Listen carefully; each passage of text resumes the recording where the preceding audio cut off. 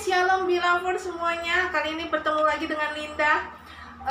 Saya akan mereview ulang mengenai memakai kuasa Allah untuk memerangi kuasa kegelapan. Karena kemarin saya bikin rekaman 2 kali gagal ya. Yang pertama nggak ada suaranya, yang kedua pas pertengahan pas saya dengerin ternyata tidak ada suaranya.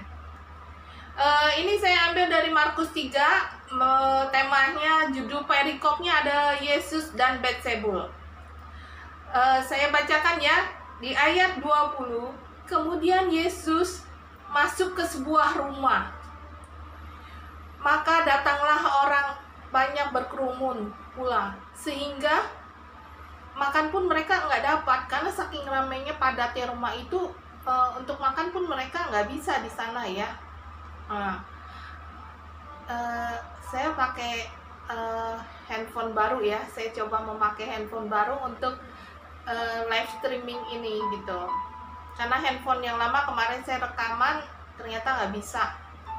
Nah, ternyata kaum keluarganya Tuhan Yesus itu datang mendengar hal itu kan. Mendengar hal itu mereka datang hendak mengambil Tuhan Yesus. Terus sebab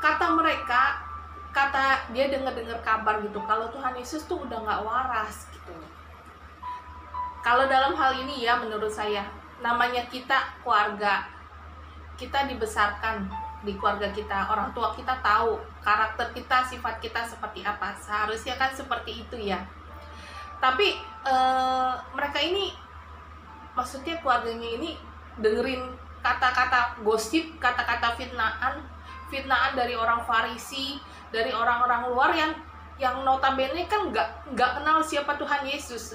Mestinya keluarganya tahu dong siapa Tuhan Yesus, sifatnya, karakternya, cara bicaranya gitu. Jadi nggak usah dengerin kata orang seharusnya. Tapi bagusnya Tuhan Yesus di sini dia nggak tersinggung gitu loh dengan keluarganya yang mereka yang datang ke sana, yang ingin mengambil Tuhan Yesus.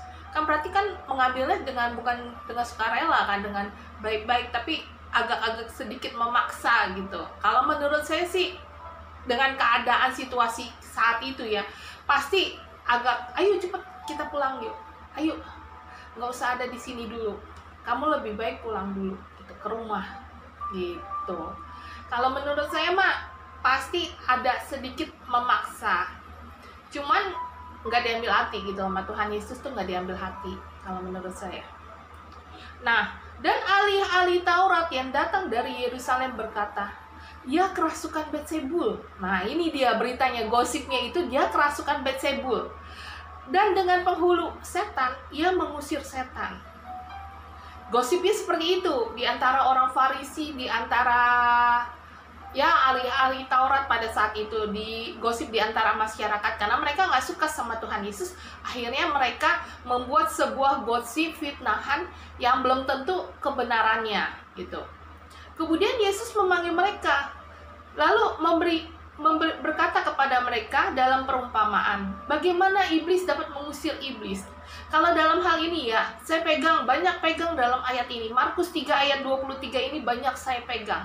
Kenapa? Apapun yang saya alami selama ini, saya pegang adalah Markus 3 ayat 23. Bagaimana kata Tuhan Yesus. Tuhan Yesus itu berusaha menjelaskan kepada mereka ya, memberi fitnahan, memberi penjelasan gitu dengan perumpamaan bagaimana iblis dapat mengusir iblis gitu loh. Menurut Tuhan Yesus nggak bisa gitu. Iblis melawan iblis itu nggak bakal mampu, nggak bakal bisa gitu. Itu banyak yang saya pegang gitu loh. Makanya saya bilang, kenapa saya nggak pernah mau ke dukun. Daripada saya ke dukun, duitnya mendingan saya buat makan bakso. Nah, ini dia ayatnya ini yang saya banyak pegang. Kadang-kadang gini ya, saya baca firman Tuhan ya, waktu saya dalam pelarian, saya nggak ke gereja itu, saya kan baca firman Tuhan kan di rumah. Saya tuh nggak pernah hafal perikopnya di mana, ini ayatnya di mana. Cuman intinya itu kadang-kadang tiba-tiba bisa keluar dari dalam diri saya, bisa banyak menguatkan diri saya. Kalau menurut saya begitu ya, saya banyak dikuatkan oleh firman Tuhan pada saat-saat saya merasa terdesak, merasa genting, itu keluar sendiri gitu loh. Dan ayat ini menjadi pegangan saya gitu, yang banyak memberi kekuatan kepada saya. Saya bilang gini, Tuhan Yesus saja sudah memperkatakan bagaimana iblis dapat mengusir iblis.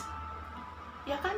Kalau suatu kerajaan terpecah-pecah, kerajaan itu tidak akan dapat bertahan.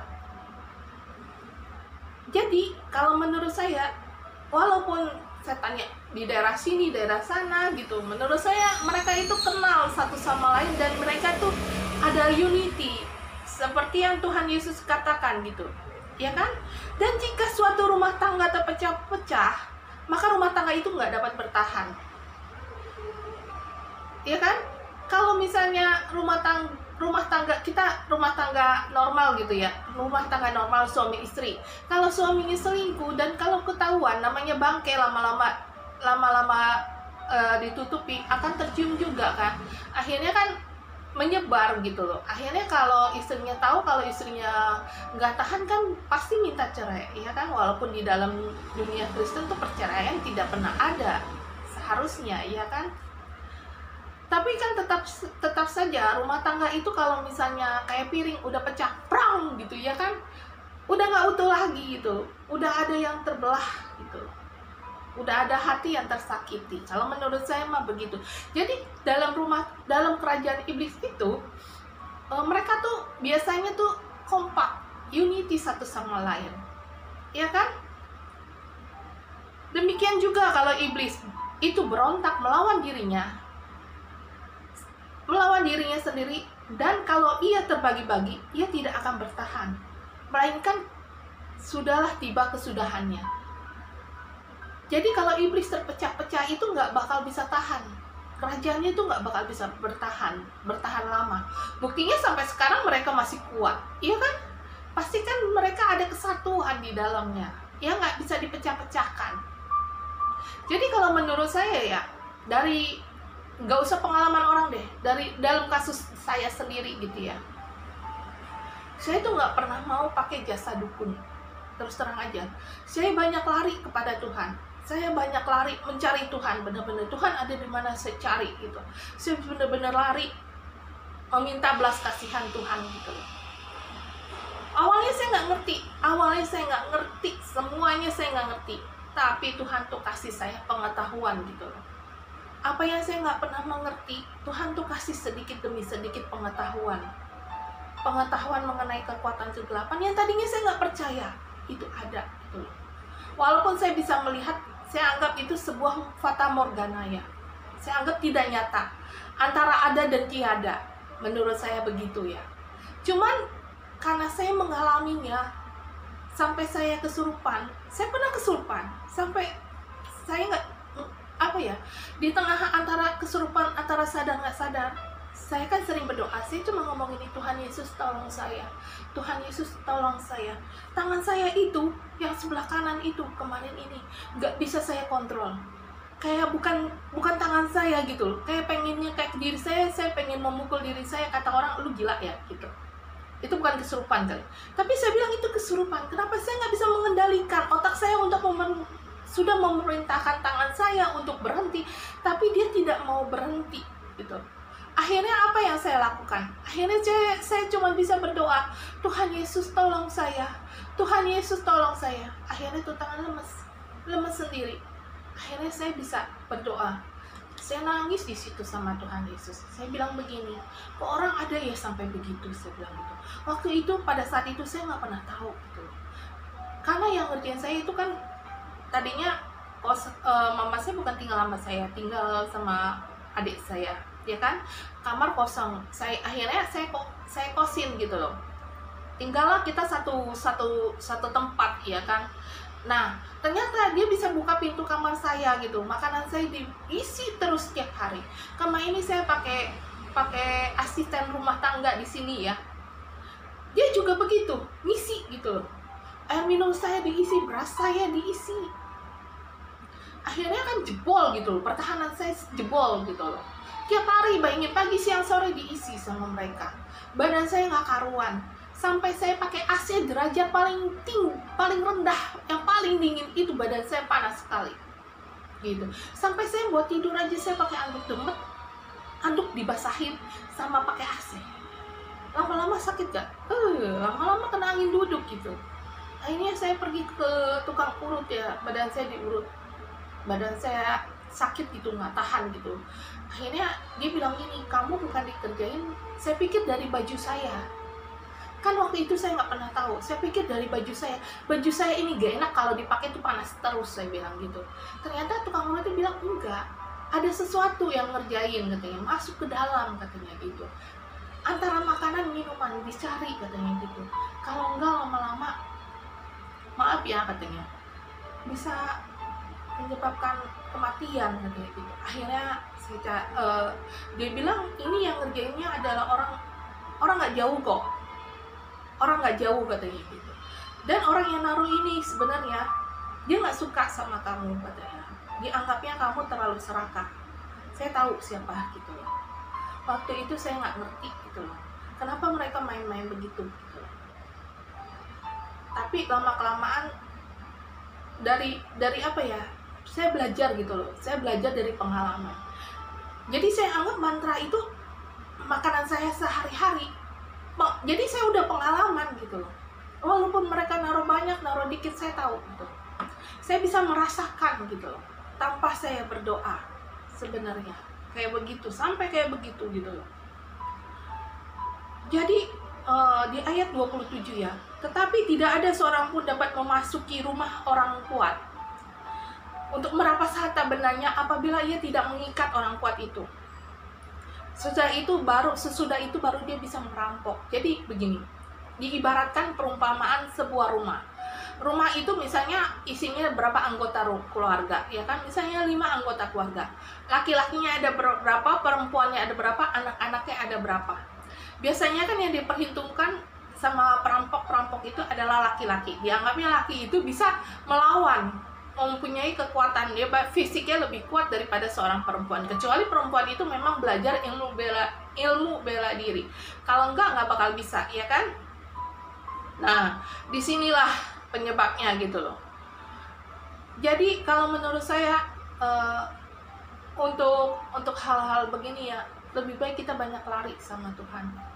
Kita jangan mendekat gitu loh. Kita jangan cari dukun lagi, percuma gitu loh. Di sini aja dikatakan suatu kerajaan terpecah-pecah. Kalau kerajaan itu terpecah-pecah, maka ia tidak dapat bertahan. Jadi kalau selama ini dari zaman dahulu sampai zaman sekarang, dari zaman Tuhan Yesus pun udah ada gitu loh. Kekuatan kegelapan itu udah ada. Jadi menurut saya ya cuma satu caranya, cuma lari sama Tuhan, nggak ada cara lain. Menurut saya nggak ada cara lain. Itu sebabnya. Terus udah gitu aku berkata kepadamu, sesungguhnya semua dosa dan hujatan anak manusia dapat diampuni. Yang semua hujatan yang mereka ucapkan. Jadi kalau misalnya mereka menghujat, kecuali nih di ayat 29, tetapi apabila seseorang menghujat Roh Kudus, ia tidak dapat diampuni selama-lamanya, melainkan bersalah karena berbuat dosa kekal. Jadi jangan sekali-kali kita menghina namanya Roh Kudus, ya kan?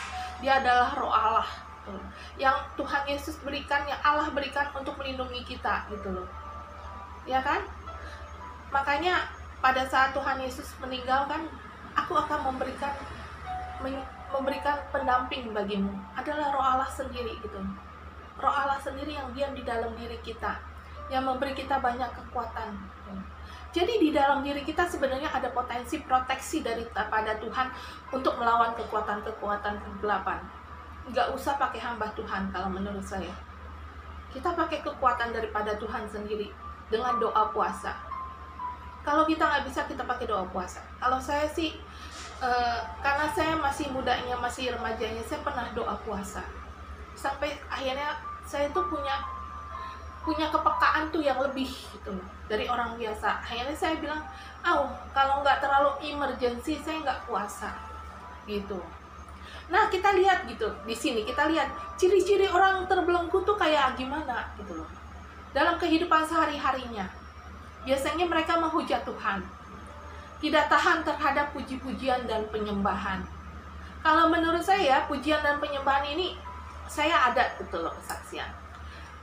Saya kan waktu dulu pertama kali menikah itu kan tinggalnya di rumah mertua, bukan tinggal di rumah mama saya, tapi tinggal di rumah suami, mamanya suami saya di sana gitu loh. Tadinya saya nggak tahu itu rumah adem, dingin, enak gitu. Rumah saya kan di sini kan agak-agak pendek, jadi agak-agak panas gitu ya. Ternyata pas saya tinggal di sana itu, saya tinggal di bawah di kamar paling belakang dekat kamar mandi gitu. Saya udah setiap malam tuh sering denger ada orang mandi, jemur mandi gitu. Tapi kalau saya keluar, saya liatin nggak ada orang gitu loh. Itu pertama. Terus yang kedua, di kamar saya itu ada penghuninya kayak alusan setan wanita gitu loh. Rambutnya panjang, senengnya pakai baju warna pink, kalau nggak warna merah. Itu tiap malam tuh mengganggu gitu loh. Dia pasti bangunin saya antara jam 1, jam 2 bangunin saya, manggil-manggil gitu loh. Terus lagi tuh dia melayang-melayang gitu. Saya nggak takut, saya cuma ngomong gini, saya ngantuk, jangan ganggu saya mau tidur. Saya perlu istirahat karena besok saya perlu kerja. Udah plek, saya tidur lagi. Entah besokannya diganggu lagi, dipanggil lagi, berupa suami saya. Wajahnya pucat, saya liatin, kan suami saya nggak pernah tidur di ranjang, dia tidurnya di lantai gitu ya. Senangnya tidurnya di lantai, ngaprak di mana-mana gitu ya. Nah, saya liatin, ada di samping saya. Terus saya itu, oh iya, saya bilang gitu. Saya lihat doang, terus saya berusaha tidur lagi. Terus saya lihat mukanya kok pucat banget ya, saya bilang gitu. Akhirnya saya mau bangunin gitu loh. Saya mau lihat lagi. Pas saya mau lihat lagi nggak ada. Saya cari, ternyata dia di depan gitu loh. Hampir tiap malam. Akhirnya saya kesel ya kan. Saya bilang nih, ini setan lama-lama ngelunjak juga sama saya, ya kan. Terus saya setel musik pujian dan penyembahan, saya setel sekencang-kencangnya. Terus gitu, aduh, dia merasa panas kayak gitu. Saya dengar gitu, panas, jangan dinyalain, panas, ampun panas kayak gitu. Sampai di atas pun kedengeran gitu loh. Kan 2 lantai gitu ya. Di atas itu kayak ada lini gempa kecil gitu loh. Kedebuk kayak ada raksasa lewat. Terus gitu saya bilang begini, saya nggak ganggu siapapun. Kalau kamu ganggu saya, lebih baik kamu keluar di dalam nama Tuhan Yesus. Sejak habis itu saya ngomong begitu, nggak ada bunyi apapun, benar. Terus gitu, kalau saya kan sering berdoa, tiap hari saya berdoa di kamar itu. Di mana kamar saya berada, di situ tempat doa saya, gitu. Dan dia ngomong gitu, dalam mimpi saya datang gitu, jangan doa di sini, saya nggak suka sama kamu, katanya.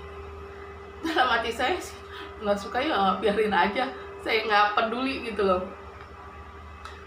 Ini rumah saya, kamu tahu nggak? Kamu di sini penghuni baru, mestinya kamu ikut aturan saya. Ngomongnya begitu. Saya diemin aja.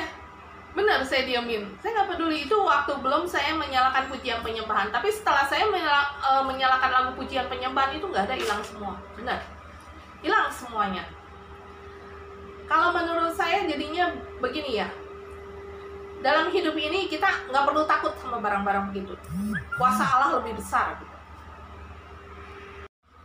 Oke, kita lanjutkan ya. Kalau misalnya ciri-ciri orang yang manifestasi karena suatu benda mantra itu kayak gimana sih ya?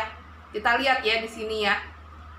Manifestasi fisik, biasanya mereka itu meronta-ronta, jatuh, berguling-guling gitu, tanpa kesadaran mereka sebenarnya. Tapi biasanya kalau dari pengalaman saya ya, saya mendoakan orang itu bukan di dalam gereja, saya di luar. Maksudnya lokasinya banyak kan di Tanah Abang, saya melakukan itu. Biasanya saya sebelum itu, waktu saya mendoakan tuh saya ikat gitu loh, roh-roh yang ada di dalam tubuh orang itu saya ikat di dalam nama Tuhan Yesus. Saya ngomong begitu, saya doakan begitu.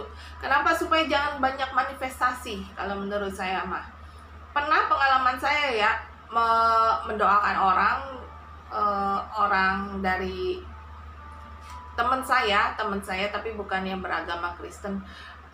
Dia itu habis melahirkan.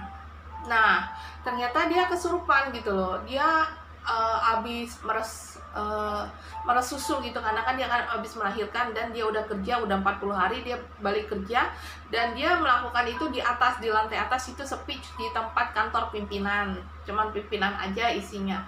Tapi ternyata di sana dia kesurupan gitu sampai pingsan. Katanya sebelum pingsan itu dia ketemu sama seorang roh halus perempuan. Terus kayak gitu dia bilang, tolong dong susukan anak saya juga, anaknya itu jelek sekali katanya. Dia ini juga jelek sekali gitu tampangnya.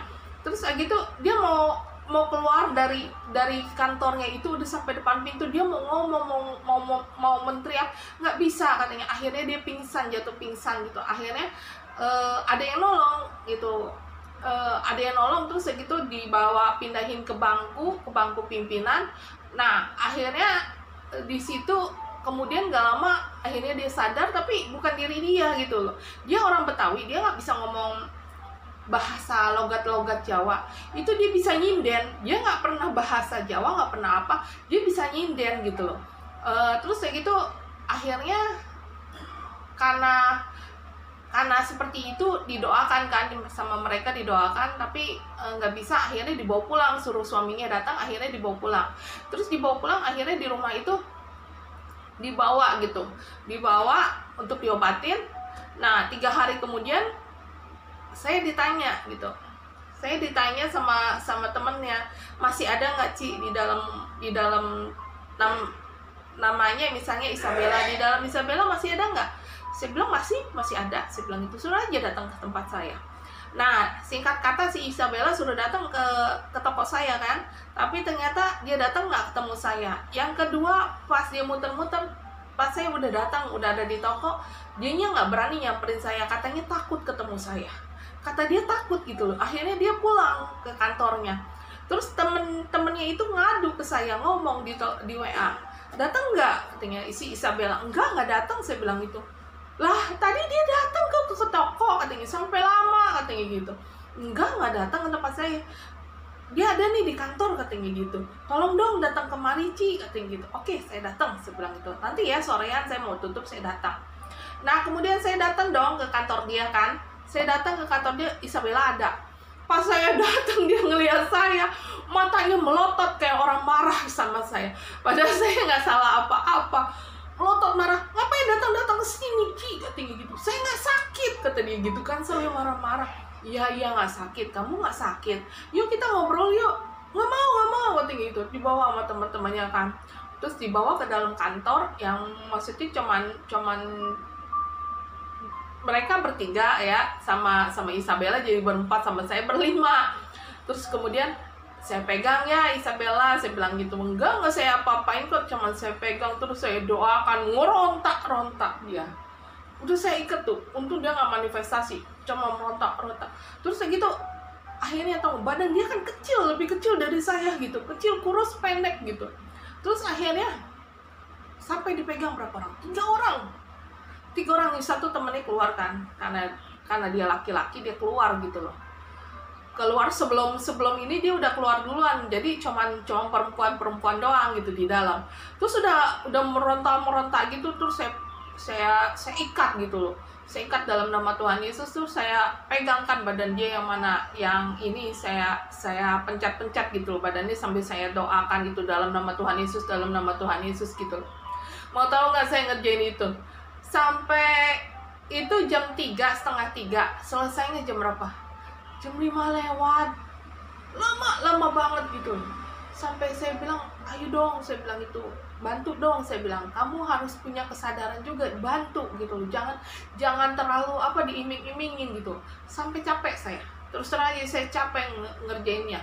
Terus kayak gitu, intinya begini, jadi kalau misalnya kita dalam posisi kita dalam kesurupan pun, kita harus setengah sadar gitu loh. Jadi kita harus bantu dengan diri kita sendiri, berdoa gitu loh. Itu pasti keluar kok, pasti cepet keluarnya. Terus saya tanya, setelah saya beresin semua badan dia, saya beresin semuanya, saya bilang harus kelar hari ini juga, kelar, saya bilang gitu. Saya nggak mau pending sampai besok-besok, saya bilang gitu. Semuanya harus selesai hari ini juga, detik ini juga, saya bilang begitu kan. Terus ya gitu, berapa jam juga kita selesaikan gitu loh. Padahal udah cukup sepi ya, menurut saya mah jam 6-an gitu loh. Terus kayak gitu, waktu dia udah sadar, saya tanya dong, ternyata dia juga ada masalah gitu loh, ada masalah dengan keluarganya, dengan suaminya, dia ada masalah, sehingga apa ya, sehingga itu masuk gitu, masuknya cepat gitu loh ke dalam diri dia gitu loh.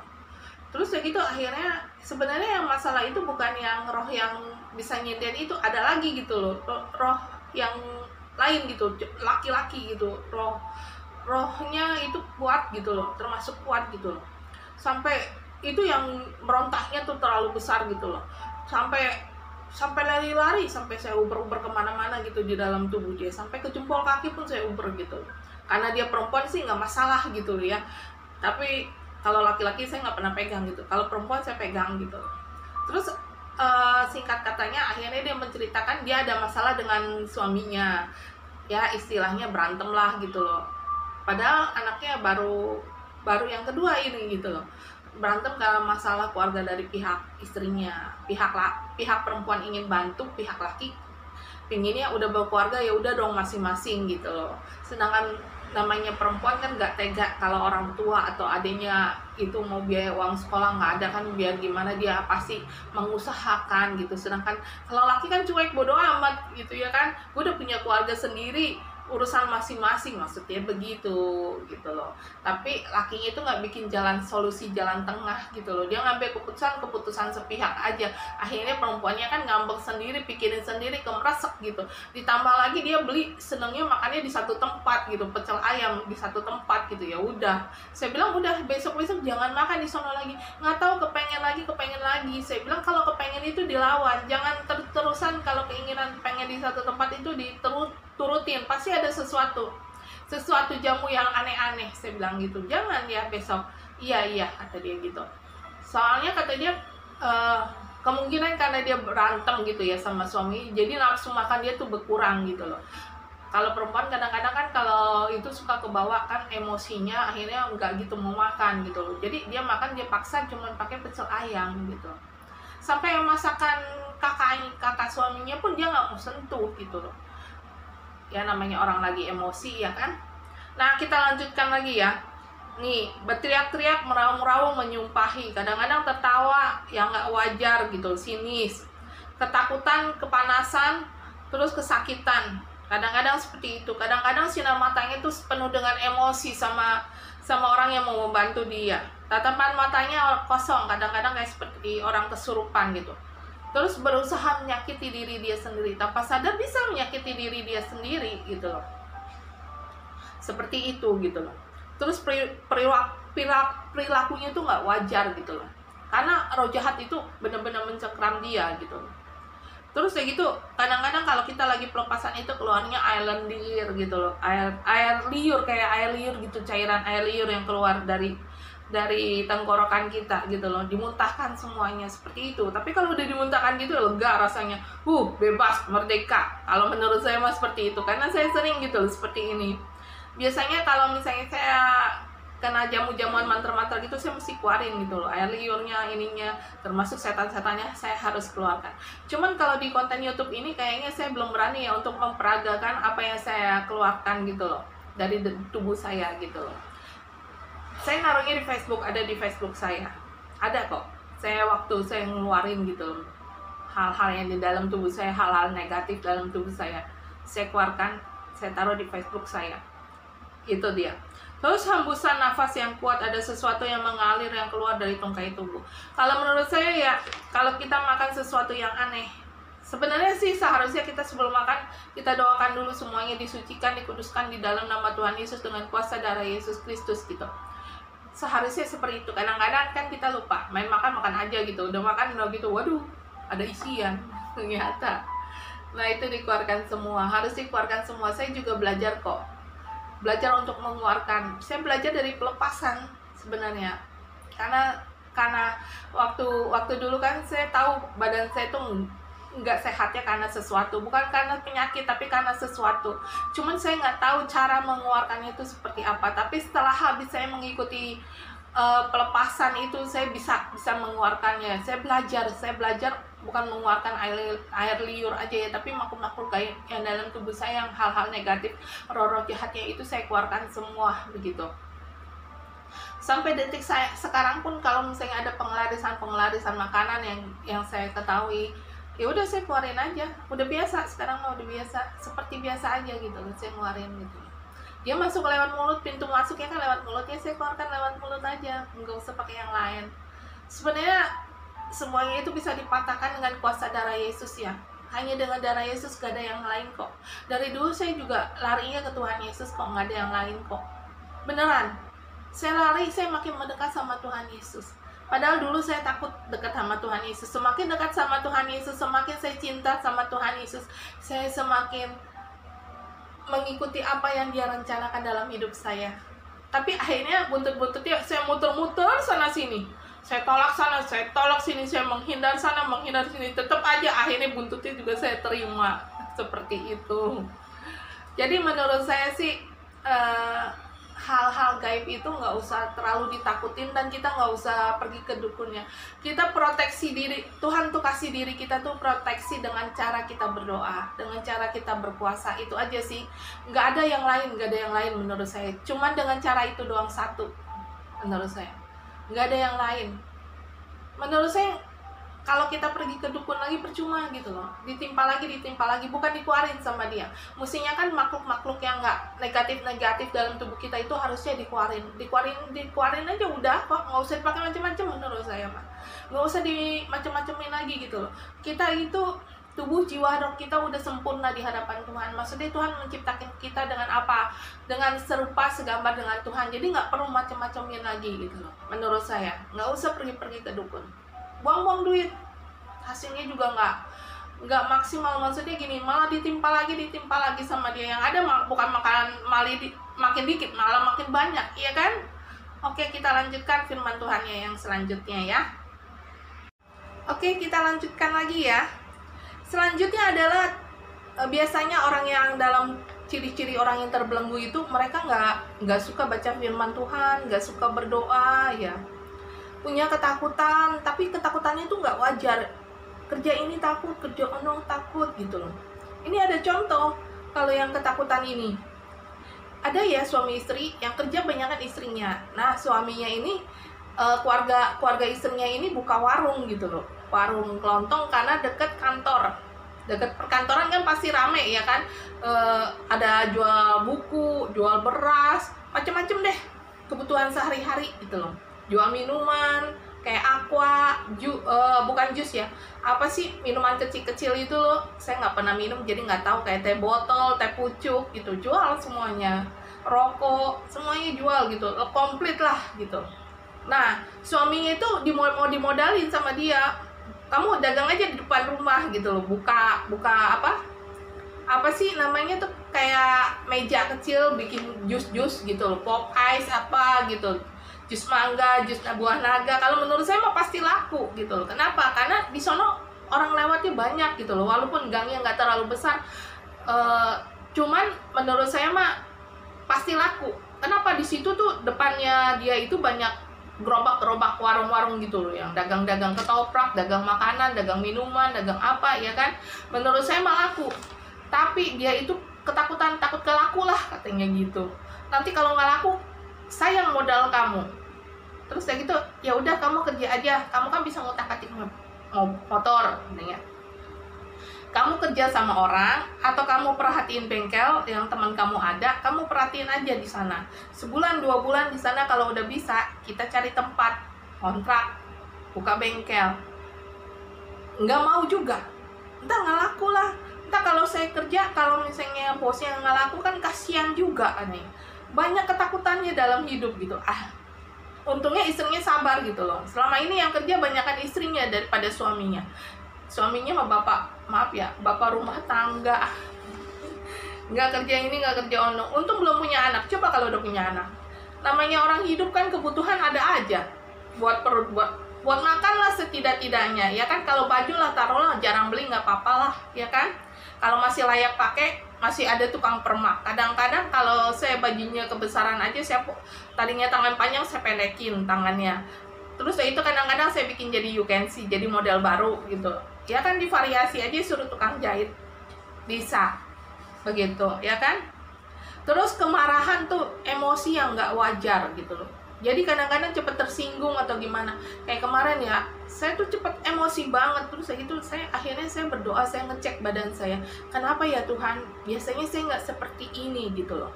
Akhirnya saya ngecek, wah ada yang masuk ke dalam tubuh saya, itu masuk ke bagian emosi. Akhirnya saya keluarin, saya doa, saya keluarin semuanya. Udah, bebas, bersih. Terus kayak gitu ada rasa pengen bunuh diri. Kalau menurut saya, kalau orang rasa pengen bunuh diri gitu ya, nggak wajar itu gitu. Nggak ada apa-apa tiba-tiba sentimental pengennya bunuh diri. Kan itu ada yang aneh. Dalam diri orang itu ada yang aneh. Dan itu harus dilepaskan. Ini semua yang saya ngomongin ini harus dilepaskan semua ya. Terus kadang-kadang tengah malam ya, kita suka nggak tahu mikirin apa. Padahal nggak ada yang kita pikirin. Tapi nggak bisa tidur gitu. Kalau saya biasanya begitu, saya berdoa gitu loh. Saya pencetin kepala saya pencetin semuanya. Udah saya pencetin, saya beresin badan saya baru bisa tidur gitu loh. Sebenarnya saya beresin badan saya itu saya keluarin gitu loh. Kadang-kadang di Indonesia ini, maaf ya, makanannya itu terlalu banyak barang pengarisan, jamu-jamu aneh gitu loh.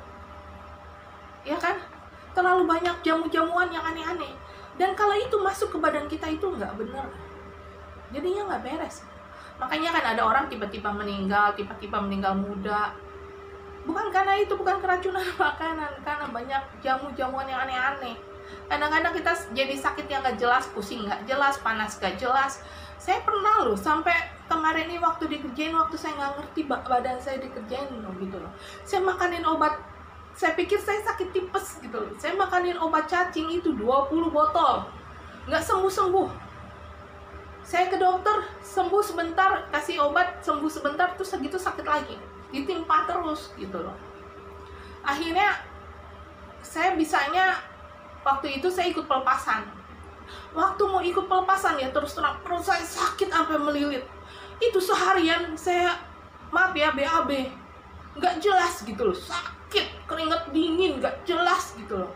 Sampai saya mau batalin gitu loh. Tapi saya doa, Roh Kudus ngomong, tetap harus ikut gitu, tetap harus kuat. Sampai saya beli obat diapet, sampai di bis aja, sampai waktu saya mau pergi itu saya nggak berani makan, bener-bener saya ngosongin perut.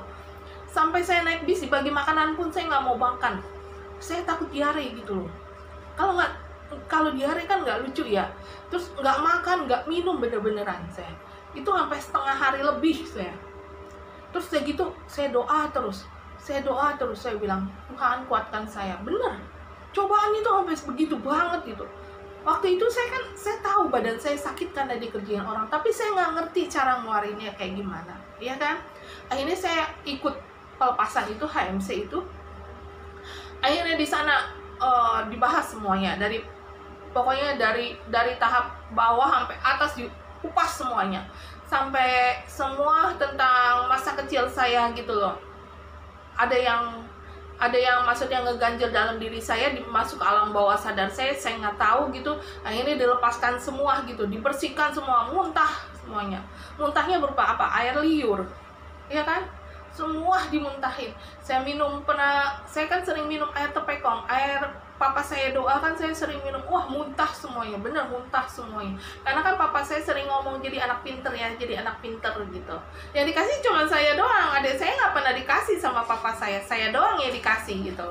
Jadi anak pinter ya, keluar semuanya, saya muntahkan semuanya. Sampai tahap-tahap yang terakhir gitu loh. Di situ saya belajar. Di rumah pun saya belajarin gitu loh. Ternyata apa yang masuk dalam mulut itu bisa dikeluarkan lewat mulut lagi gitu loh.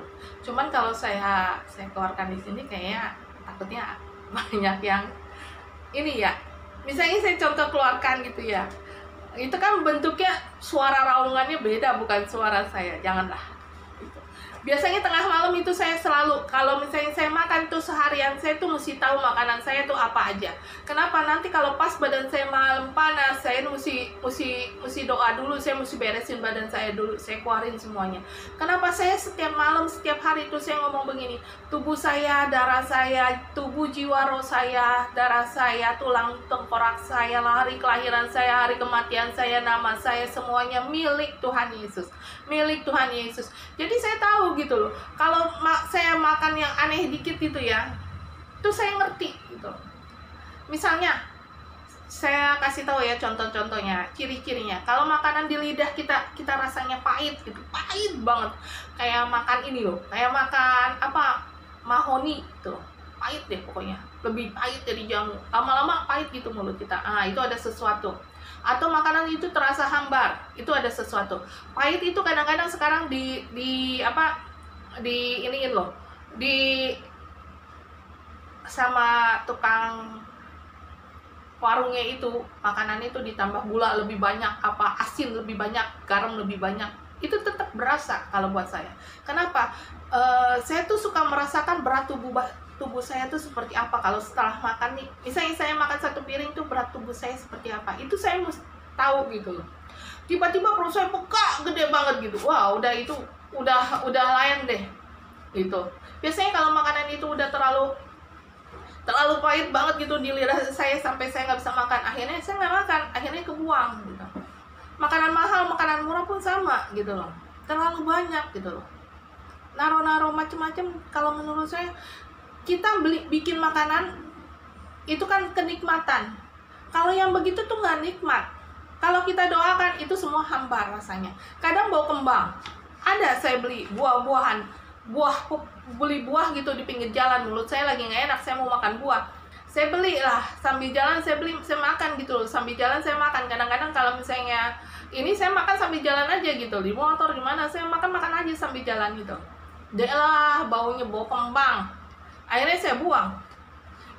Jadi kadang-kadang ya, indera pengucap kita mesti doakan gitu, supaya kita bisa merasakan makanan yang kita makan ya, masuk ke dalam mulut kita bisa rasakan. Menurut saya mah begitu gitu loh. Jadi jangan sampai, makanya belakangan ini saya banyakan masak gitu loh. Saya beli sayuran di pasar aja saya mesti tahu, saya beli ini di mana, nanti saya ciriin, ini saya beli di mana nih, oh ini ada isinya. Nanti saya nggak beli lagi di sana, saya tidak akan beli lagi di tempat itu. Kalau saya begitu orangnya, saya ciriin yang jualannya, walaupun jualannya ngemper, maksudnya di pinggir jalan apa di mana gitu ya, di pasarnya di luar gitu, saya pasti saya perhatiin gitu loh. Makanya suami saya suka komplain kalau belanja lama banget gitu, belanja satu macam pun lama gitu, lama buat saya gitu. Kadang-kadang kalau saya pegang saya malah jadi nggak jadi gitu loh. Misalnya saya tahu gitu loh, saya merasa ada sesuatu yang berbeda, saya nggak bakal jadi gitu loh. Kecuali tangan saya udah penuh dua-duanya, udah saya beli aja gitu loh. Ntar di rumah saya periksain satu-satu. Saya orangnya gitu. Saya nggak suka barang-barang begitu gitu loh. Nggak tahu apa badan saya udah ada medan magnet atau gimana, ya kan? Kadang-kadang kayak mafia tanah itu naruhnya, maaf ya, mereka tuh naruhnya tajam loh. Hati-hati aja orang-orang. Mereka tuh nggak kayak rumah saya udah saya kunci ya, udah saya gembok. Ya elah, adalah gitu ya kan, karena suami saya sering keluar sih nggak ngomong-ngomong, akhirnya dia masuk nekat. Sebenarnya sayangnya ada di dalam rumah, nekat tuh mereka masuk ke dalam. Akhirnya tadi sebelum saya bikin video ini saya ngepel dulu, belum ngepel, saya belum enak gitu loh ngerasanya, ya kan. Apalagi di kamar ini, aduh baunya setengah mati, bau macam-macamnya itu loh yang saya nggak tahan menurut saya. Nah, terus ya gitu, kadang-kadang kita ya suka ada pikiran-pikiran kotor atau pikiran jahat atau pikiran gimana, ya kan? Itu kadang masuk ke dalam pikiran gitu loh. Jadinya kadang-kadang kita perlu doakan gitu loh. Kadang kalau pikiran-pikiran terlalu jelek, kita harus doakan. Belum tentu dari kita itu, hembusan dari iblis kan bisa jadi, ya kan? Apalagi kalau ini banyak deh, sekarang mah banyak sekali gitu. Terus dorongan nafsu atau cabul atau gairah seks atau perjinahan yang terlalu menggebu-gebu. Terus pendendam, suka mengampuni. Ah itu bisa tuh, iblis tuh bisa masuk ke emosi kita tuh, ditiup, akhirnya kitanya jadinya apa? Emosi nggak jelas gitu loh. Tambah panas, cemas, khawatir, cemburu yang berlebihan, itu termasuk salah satunya. Terus memiliki hobi yang buruk, yang misalnya suka berbohong, seneng banget berbohong, kesana sini berbohong, sampai kalau menurut saya kita kalau berbohong itu kan berbohong itu kita harus menutupi kebohongan kita, ya kan. kebohongan satu ditutupi kebohongan kedua ditutupi, jadi berentet tuh bohongnya. Menurut saya buat apaan? Ngomong aja apa adanya lah, beginilah keadaan kita, nggak usah terlalu banyak bohongnya. Akhirnya nanti kalau kebongkar kan malu sendiri, dianggapnya kita tukang bohong, ya kan? Kadang-kadang suka mencuri atau berjudi, setan judi itu, waduh, banyak bohongnya. Setan judi itu. Terus penyimpangan seks misalnya, maaf ya, kayak homoseks, kayak lesbian, itu juga nggak wajar ya, nggak wajar banget gitu loh. Masa jeruk minum jeruk, ya kan? Orang dibilang Tuhan menciptakan Adam dan Hawa, bukan Tuhan menciptakan Adam dan Henry, bukan Tuhan menciptakan Hawa dan Eva, bukan kan? Tuhan menciptakan Adam dan Hawa, lain jenis tapi Tuhan persatukan dalam satu pernikahan yang 1 + 1 adalah 1. Jadi satu daging, satu tubuh. Udah bercampur menjadi satu kesatuan. Gitu. Orang kalau hidup di bawah kutub tuh seperti apa sih sebenarnya? Ya kan? Nih, garis keturunannya biasanya banyak yang cacat. Ada aja yang cacat. Nggak semuanya. Cuman kasus-kasus tertentu. Kalau orang yang memang di bawah kutub itu turunannya ada yang cacat, itu kalau saya pegang, saya doakan itu beda. Bener, beda, pokoknya rasanya beda. Kalau orang cacat bener sama cacat nggak normal itu beda, menurut saya. Gitu. Terus udah gitu ada lagi orang yang sering mati muda. Ada ya satu keluarga ya, dia keturunannya sensei gitu loh. Bisa kayak sensei patah-patah tulang gitu dah gitu loh. Nah, terus kayak gitu dia pernah ngomong gitu ya, keturunan dia itu yang laki-laki pasti punya rasa ketakutan gitu loh, karena turun temurun itu udah 5 generasi, 4 generasi. Setiap laki-laki yang berumur 40 tahun ke atas itu pasti meninggal. Hidupnya nggak panjang, nggak sampai 50, 40 lebih aja udah langsung meninggal. Ada aja yang sakit yang bikin meninggal. Kadang-kadang meninggal mendadak, kadang-kadang jatuh kepleset aja bisa meninggal, pendarahan di otak katanya, kadang-kadang gagal jantung lah, apalah gitu. Semuanya meninggalnya rata-rata sama. Itu yang menyebabkan orang hidup di bawah kutub ya. Selain itu juga kadang-kadang musibah atau kecelakaan ya bertubi-tubi yang nggak jelas gitu loh. Sampai apa maksudnya? Baru terus menerus gitu loh, di dalam keluarga itu terus menerus. Kadang-kadang ada satu penyakit yang menjadi penyakit keturunan, itu kadang-kadang mesti dicek juga menurut saya mah. Terus banyak yang kawin cerai. Ada satu keluarga ya, anak perempuannya, dia punya anak perempuan 4, anak laki 2. Anak perempuannya itu cerai semua, nggak ada yang benar, cerai semuanya gitu. Tapi saya nggak semuanya kasus seperti itu ya, cuman ada beberapa kasus yang maksudnya orangnya hidup di bawah kutub nih, ini kurang lebih ciri-cirinya nih seperti ini gitu loh. Terus dia gitu mengalami kebangkrutan atau kemiskinan. Kalau menurut saya, kalau kita banyak misalnya nenek moyangnya banyak memakai bikin perjanjian dengan kuasa kegelapan, biasanya itu garis keturunannya bakalan hidupnya susah, belangsak. Maaf ya, bukan apa-apa, rezekinya tuh udah diambil gitu loh. Mestinya porsi kita yang dikasih Tuhan 1 piring, dia mau 10 piring, bisa diambil lah dari garis keturunannya, ya kan? Nggak mungkin nggak diambil dari garis keturunannya, nggak mungkin diambil dari orang lain, nggak bisa. Itu mesti diambilnya dari garis keturunannya. Jadi menurut saya, kenapa dukun itu nggak mau, maksudnya manusia itu kan dasarnya egois, ya kan? Dasar manusia itu egois, mementingkan diri sendiri. Kenapa dukun itu maksudnya lebih baik customer dia datang ke dia, pelanggan dia datang ke dia mendapatkan rezeki yang halal gitu loh. Kenapa dia nggak mau bikin diri dia kaya duluan? Padahal kan dukun kan bisa dong, kalau mau bikin aja diri dia kaya, dia berilmu, ya kan? Nggak usah suruh orang lain lah, suruh diri dia sendiri menunjukkan kalau dia mampu membuat keluarganya itu membuat dirinya itu kaya. Itu kan nggak dilakukan. Kenapa? Dia tahu peraturannya, dia tahu kutuk-kutuknya. Dia nggak mau rusak semua generasinya. Paling kalau orang berilmu, orang dukun itu, paling kalau dia mau belajar, penajamnya diri dia sendiri atau garis keturunan satu orang. Nggak banyak. Cuma satu yang dipakai buat penajam dia. Yang saya lihat sih selama ini begitu ya. Selama 22 tahun yang saya lihat. Saya nggak pernah belajar ilmu kebatinan. Walaupun saya pernah tertarik, tapi saya nggak mau. Kenapa? Kekuatannya gelap semuanya, menurut saya. Nah, kita lihat nih, Beelzebul itu sebenarnya siapa sih? Beelzebul itu sebenarnya nama iblis sebagai kepala. Dia kepala dari roh-roh jahat dan setan-setan itu. Jadi nama Beelzebul itu pada zaman dulu disebut Beelzebul itu adalah pemimpinnya, tingkat paling tingginya dari roh-roh jahat, dari setan-setan gitu. Selain itu nama iblis itu dipakai, selain nama Beelzebul pakai Abaddon. Itu terdapat di Wahyu 9 ayat 11. Dan raja yang memerintah mereka ialah malaikat jurang maut. Nah, dalam bahasa Ibraninya itu Abaddon. Tapi kalau bahasa Yunaninya Apollyon namanya.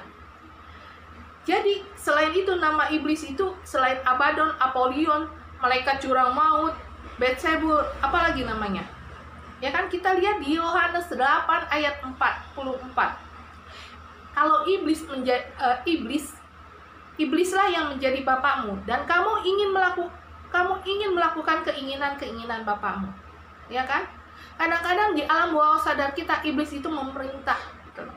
Kalau dia menganggap iblis itu sebagai majikan dia, sebagai tuan dia adalah seorang pembunuh manusia sejak semula. Dan tidak hidup dalam kebenaran, sebab di dalam dia tidak ada kebenaran.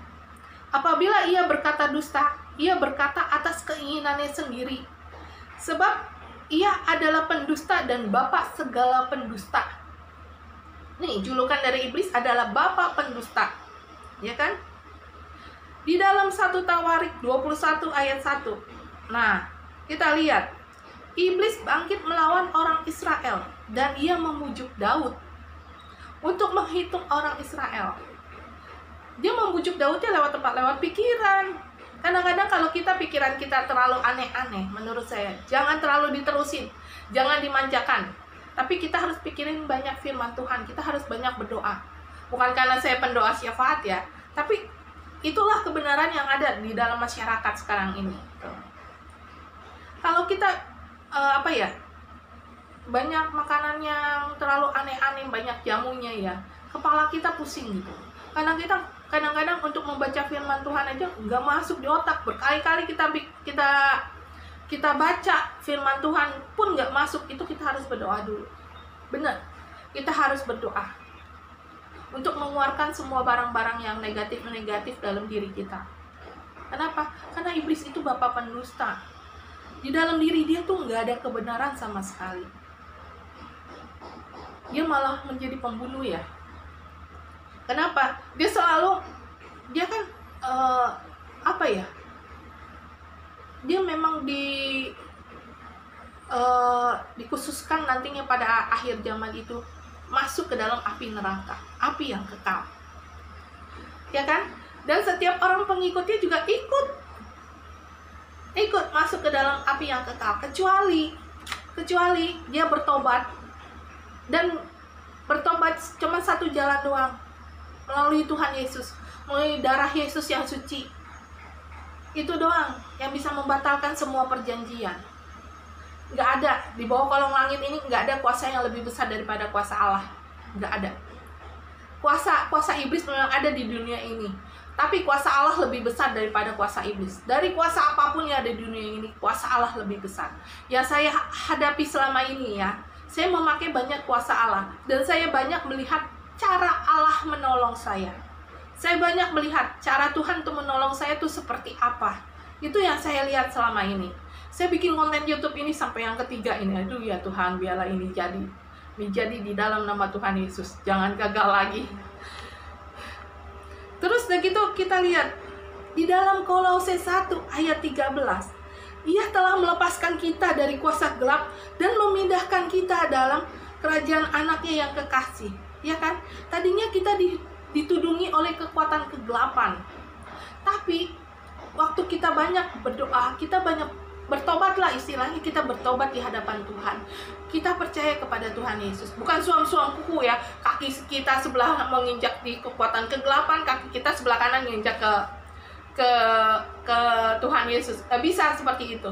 Semua yang suam-suam kuku akan dimuntahkan. Lebih baik kamu panas atau dingin. Pilih salah satu. Jangan pilih di tengah-tengah. Tidak ada di tengah-tengah dalam firman Tuhan. Semuanya harus pilih salah satu. Menurut saya mah begitu. Kenapa? Karena di dalam firman Tuhan Allah itu adalah Allah yang cemburu, ya kan? Pada perjanjian lama.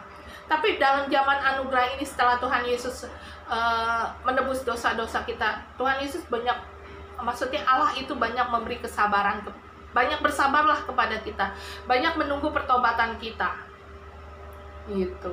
Apalagi zaman-zaman anugerah kayak gini, pintu pertobatan terbuka lebar untuk kita semua, gitu. Jadi lebih baik kita seperti 5 gadis pintar ya. Kita menjadi gadis yang bijaksana gitu loh. Kita harus menjaga api kita, api Roh Kudus kita jangan pernah padam gitu loh. Kita harus menjaganya gitu sampai Tuhan Yesus datang. Kita kan nggak tahu kapan Tuhan Yesus datang, ya kan? Cuman kan masalahnya kan sekarang ini kita harus benar-benar menjaga diri kita. Kita harus menjaga kekudusan kita. Kita harus berupaya supaya kita hidup kudus, hidup yang berkenan kepada Tuhan. Kita benar-benar kalau diproses sama Tuhan jangan banyak mengeluh gitu loh. Jangan banyak bentar-bentar, aduh capek aduh sakit aduh begini ya kan? Namanya kita diproses itu kayak ayam digebuk-gebuk gitu loh, pakai tumbukan, sakit kan? Sakit banget, sakit kok. Saya aja kadang-kadang saya merasa begini, saya nggak berbuat jahat sama orang, ya kan? Sama mafia tanah itu, saya nggak pernah berbuat jahat sama mereka, tapi mereka selalu menjahati saya, ya kan? Tapi percaya, mereka kan banyak menertawakan saya. Nanti ujung-ujungnya, ikut Tuhan Yesus tuh ujungnya selalu manis. Tapi ikut iblis, ujungnya api neraka yang kekal. Gitu. Walaupun mereka pakai uang logam sebagai penajamnya, tetap aja kan perbuatan mereka itu dicatat sama Tuhan. Ya kan? Seperti saya bercermin, seperti kita bercermin di dalam sebuah cermin. Itu semua kelihatan kan? Semua yang hitam putih semua kelihatan gitu loh. Apalagi nanti kalau Allah tuh datang sebagai hakim yang adil. Waduh, lebih gawat lagi. Ya kan? Menurut saya sih lebih baik kita hidup dalam jalur Tuhan ya. Saya sih lebih takut sama Tuhan daripada takut sama iblis. Dan menurut saya ikut Tuhan Yesus tuh enak. Nggak perlu ritual macem-macem. Kalau ikut iblis, bayangin tidur di kuburan lah, terus mandi kembang lah, harus puasa lah, harus begini, harus begitu. Paling gampang apa? Tidur sama jin. Nikah sama setan, ya kan? Buat apa? Coba. Orang manusia, Tuhan itu menciptakan 2 pribadi yang berbeda menjadi satu. Tapi ini coba bayangin, manusia udah maksudnya Tuhan kasih jodoh itu manusia lagi, tapi dia maunya memilihnya malah makhluk yang tidak kelihatan.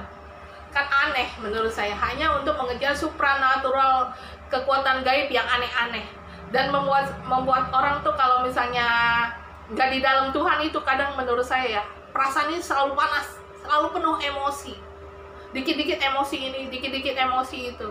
Itu mah perbuatan setan menurut saya. Saya ini ngomong begini ya, saya ngomong apa adanya aja lah gitu loh. Kalaupun kalau ada yang tersinggung, ya lebih baik banyak bertobat lah gitu. Bukan apa-apa ya, akhir-akhir ini udah akhir-akhir bener-bener di ujung bener-bener di ujung gitu loh.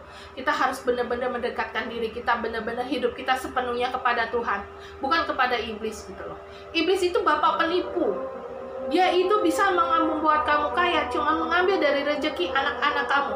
Kamu lihat aja contohnya gitu loh. Banyak contoh gitu loh. Banyak orang yang hidupnya kenapa? Hidupnya susah. Kalau ditelusuri kadang-kadang ada dari karena perbuatan nenek moyang kita gitu loh. Maka itu semua harus diputuskan gitu loh. Kita putuskan semuanya di dalam nama Tuhan Yesus. Keturunan nenek moyang kita yang ke-7, ke-6, ke-5, ke-4, ke-3, ke-2, ke-1 semua putus di dalam nama Tuhan Yesus. Semuanya disucikan, dikuduskan di dalam nama Tuhan Yesus. Semuanya hanya bisa dilakukan dengan darah Yesus Kristus. Gak ada yang lain, hanya darah Yesus Kristus gitu. Kalau misalnya Tuhan Allah gitu loh. Bisa menciptakan dari yang tidak ada menjadi ada. Lewat firman-Nya aja bisa diciptakan. Tapi kalau iblis itu nggak bisa. Dia bapak segala penipu. Nggak bakal bisa gitu. Nggak bisa kalau dia mau menyamakan diri dia dengan Allah, nggak bakal pernah bisa seumur hidup dia. Sepanjang masa pun nggak pernah bisa. Karena mereka itu memang memang udah ditakdirkan untuk masuk dalam api neraka yang kekal pada saatnya nanti.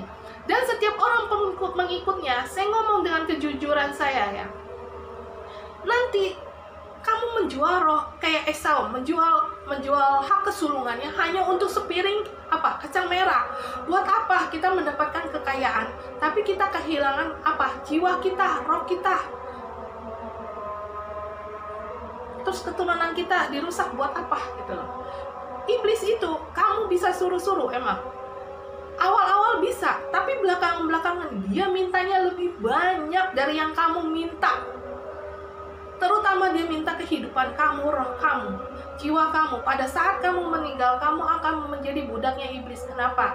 Misalnya kamu menyembah ular, ya jadinya ular. Roh kamu nanti akan berubah menjadi budaknya siluman ular. Jadi babi ngepet, ya jadi babi nantinya. Buat apa gitu loh? Kita ciptakan Tuhan itu dengan apa ya? Segambar serupa dengan Allah, ya kan?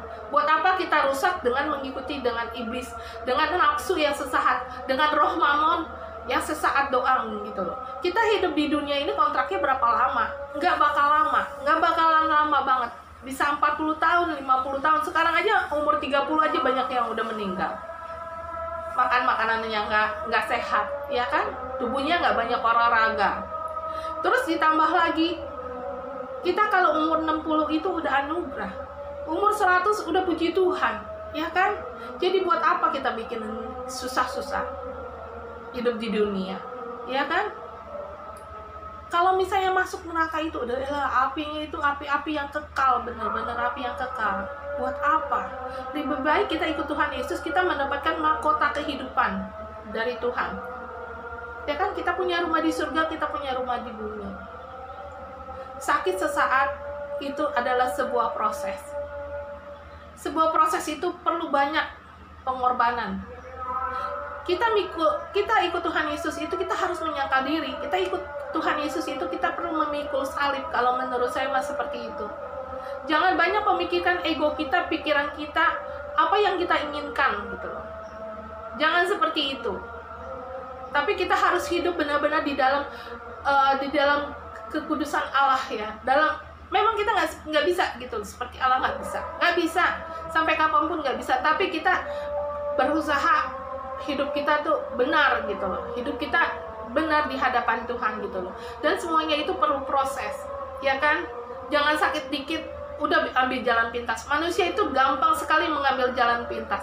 Yang menurut saya sebenarnya nggak perlu sama sekali.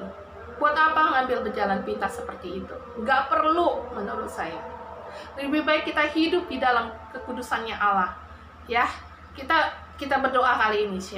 Ya Allah ya Tuhanku, bantulah hamba untuk berdoa apa yang Engkau ingin hamba perkatakan ya Allah ya Tuhanku.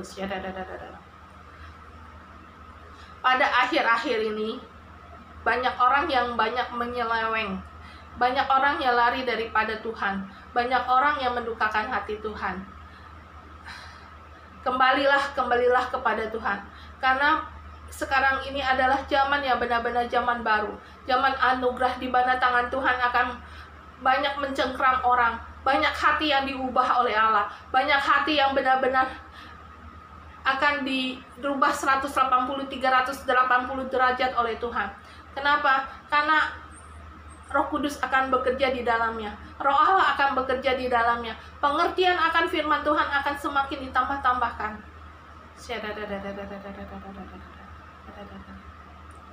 Akan ada pertobatan-pertobatan baru. Akan ada kesaksian-kesaksian baru. Akan banyak orang yang banyak sekali mencari akan siapa juru selamat yang sebenarnya, siapa Allah yang sebenarnya, siapa Allah yang hidup sebenarnya. Akan banyak petobat-petobat baru. Ya, saya lihat akan banyak petobat-petobat baru yang terjadi. Jangan banyak kekhawatiran, jangan banyak melihat masalah. Lebih baik kita banyak berdoa, lebih baik kita banyak mendekatkan diri kepada Tuhan. Masalah itu hanya semacam ujian. Ujian itu untuk supaya kita buat kita tuh semakin dekat sama Tuhan atau semakin kita menjauh dari Tuhan. Itu aja sih intinya.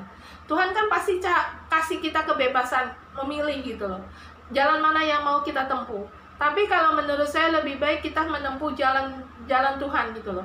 Jangan melihat keadaan di depan kita, jangan melihat itu gitu. Kita memandang kepada Tuhan. Kenapa? Kalau kita memandang kepada Tuhan, Tuhan akan bukakan jalan sedikit demi sedikit. Tuhan akan buka pintu sedikit demi sedikit. Walaupun orang menutup pintu, tapi Tuhan akan buka sedikit demi sedikit. Percaya. Tuhan akan membuka banyak sekali mujizat-mujizat yang ajaib yang akan terjadi pada saat kita menyerahkan hidup kita, menyerahkan diri kita kepada Tuhan. Percaya itu beloved semuanya. Percaya kepada Tuhan. Jangan lari, jangan meninggalkan Tuhan. Percaya, balik kepada Tuhan. Balik kepada cinta mula-mulamu kepada Tuhan. Akan banyak sekali miracle, akan banyak amazing, akan banyak mujizat yang Allah akan perbuat di dalam hidup kalian. Percaya itu, para beloved semuanya. Jangan takut mengenai hidup ini. Jangan takut besok makan apa, besok anak mau sekolah biayanya bagaimana. Jangan takut. Serahkan semua kepada Tuhan. Serahkan semuanya kepada Tuhan. Hiduplah berhemat. Jangan banyak peboros, jangan banyak jalan-jalan, jangan membuang uang dengan yang tidak perlu. Hidup banyak berhemat. Kita nggak tahu sampai kapan keadaan ini. Namun dengan kita banyak komunikasi dengan Tuhan, kita banyak berserah kepada Tuhan, maka hidup kita tuh nggak jadi beban banget gitu loh. Kita bisa melepaskan beban kita kepada Tuhan gitu loh, kepada Tuhan Yesus. Kita melepaskan semuanya di salib Yesus. Kita percaya setiap jalan pasti ada jalan keluarnya. Setiap jalan tertutup Tuhan akan membukanya. Setiap masalah apapun pasti ada jalannya. Pasti ada jalan keluarnya. Cuma perlu ketaatan kita, kesetiaan kita, kesabaran kita, beloved. Percaya semua itu. Terima kasih Tuhan Yesus untuk segala yang telah Engkau berikan dalam kehidupan kami. Hamba percaya ya Tuhan, mujizat-Mu nyata dari dahulu sekarang sampai selama-lamanya. Dan hamba percaya ya Allah ya Tuhanku, Engkau akan menjadi penolong kami. Engkau adalah jalan keluar kami. Engkau tempat kami berteduh. Engkau satu-satunya tempat kami berharap. Engkau adalah labuhan terakhir kami. Terima kasih Tuhan Yesus. Haleluya. Amin. Dalam nama Tuhan Yesus. Shalom semuanya. Jangan lupa like, comment, share, subscribe, dan bunyikan loncengnya. Terima kasih.